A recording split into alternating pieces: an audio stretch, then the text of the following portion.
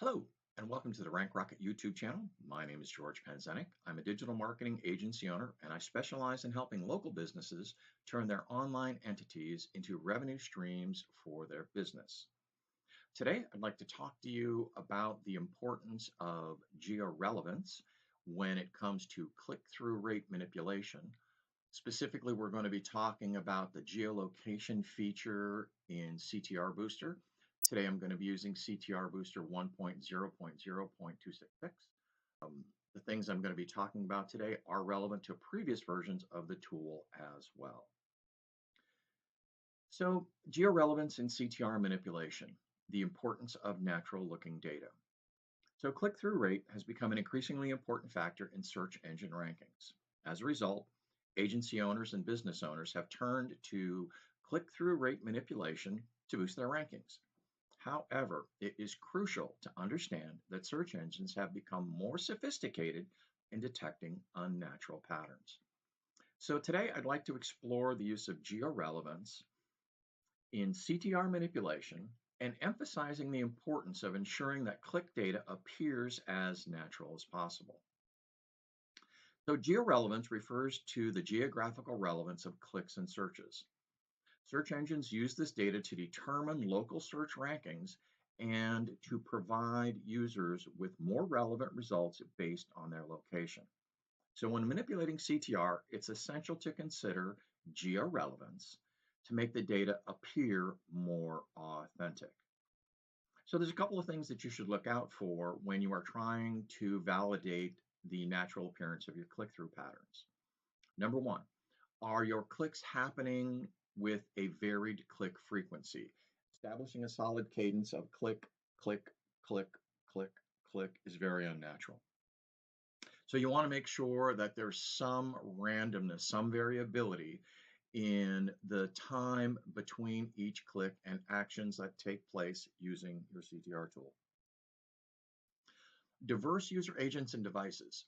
If you continue to use the same browser, the same operating system from the same location with the same IP address, and you attempt to convince Google, for example, if you're located in Seattle, Washington, and you're doing clicks for a business in the Houston, Texas area, that you're a local user, Google is going to see that as a very, very unnatural search pattern. And they're going to penalize you for using those kinds of techniques. This is sometimes referred to as fingerprinting, where Google has identified you, your location, and your specific combination of hardware. Realistic session durations, you want to make sure that the duration of your sessions varies. You don't always want all of your search sessions to be a minute and 35 seconds. You want variation between the actions that it takes. And then you want to make sure that you're using geographically appropriate locations. And so particularly today, I want to talk about search clicks that appear to take place over land versus clicks that appear to take place over water. So let's go to the CTR booster tool and let's take a look at that. So I have selected a starting point for my searches that I want CTR booster to perform for me. I'm going to copy this latitude and longitude and I'm going to paste it into the map tool. And we are going to ask it to draw a dot at those specific coordinates. In this case, it has come back and it has returned via the Google API on water, false or no, which means that this is a land-based search. Now, this search is going to appear more natural than, say, for example, a search that would take place in the Gulf Coast, for example, or in Galveston Bay. So now what we're going to do is we're going to ask CTR Booster to generate some random locations for us. I have it set up to use a 5-mile radius with 25 positions. We're going to ask it to generate those. We are going to copy those, paste those into our map tool, and now we're going to update the map. And as it draws the dots on the map, any dot that gets data returned from the Google Maps API, and we're going to hover on one of those purple ones, where on water is true or yes, it's going to draw that as a purple dot on the map.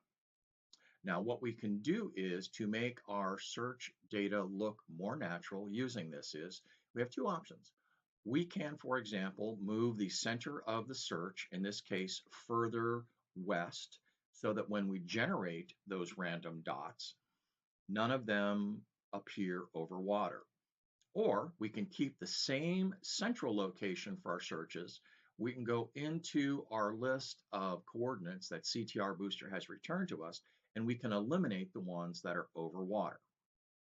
So I hope that you found this helpful. If you have any questions or comments, you can put them down below. If you'd like to keep up to date with the YouTube videos that I post, please consider subscribing to my channel.